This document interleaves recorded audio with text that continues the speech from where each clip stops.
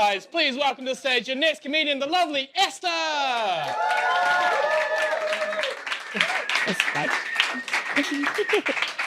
Hello. Hi, you all right? Yeah, good to hear. So I've got some tattoos because I thought that would be just the quickest way for people to know that I was cool. Anyone else cool? Yeah. Everyone else, losers. For those of you with tattoos, I think you can confirm for me that the question that we hate the most is, what does your tattoo mean? Please stop asking. Trust me, if the person with the infinity symbol had a really deep meaning behind their tattoo, they'd let you know without you having to ask. And also, in my case, if I could be honest, I'd say I found a way to self-harm without everyone getting all worried again. But no one wants to hear that, do they? No, apparently. Everyone wants a story. So I'm like, okay, well, I've got a sun and some waves here because that means I really love summer.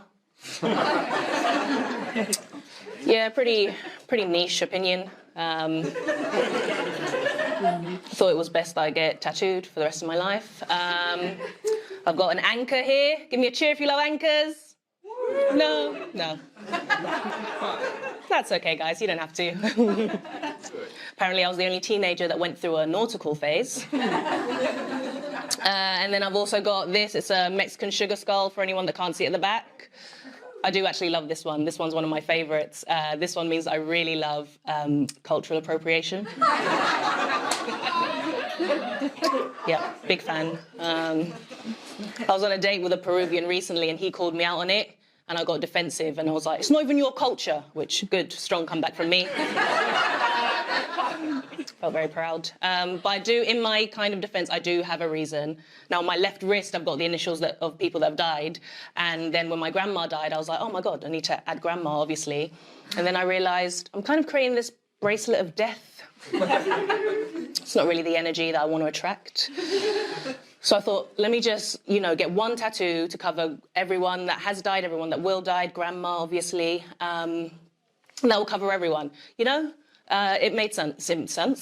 Can't speak. It made sense in my young brain. It made sense in my young brain. And this is why teenagers are dumb and shouldn't be allowed to get tattoos. So I started researching how the different cultures honor their dead. And then I found out about El Día de los Muertos. And I was like, oh, it's colorful and pretty. And I like flowers. So that's how we got here. But at the time when Señor Peru asked me why I've got this tattooed, the tip of his penis was gently nestled against the inside of my cheek. So, it wasn't really the time to start bringing up dead grandmas. Might have killed the vibe. Or it might have made him harder. Either way, I didn't want to find out. So I just replied, oh, I just really like fish tacos. So I'm single. Thank you for that one slow clap. Give me a cheer if you are single. Yes, okay. We're lonely together. And Barcelona is a great city to be single in. It's a very sexy city, sex everywhere. It's amazing. You're on the metro, you accidentally bump into someone 10 minutes later. I can't speak. 10 minutes later, you're activating Gluck Gluck 2000 in their apartment. It's amazing. Commitment, ay Dios, no que asco.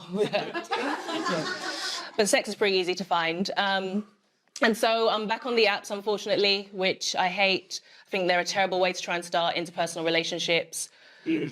Mate, I'm on ASOS looking at shoes longer than I am at people.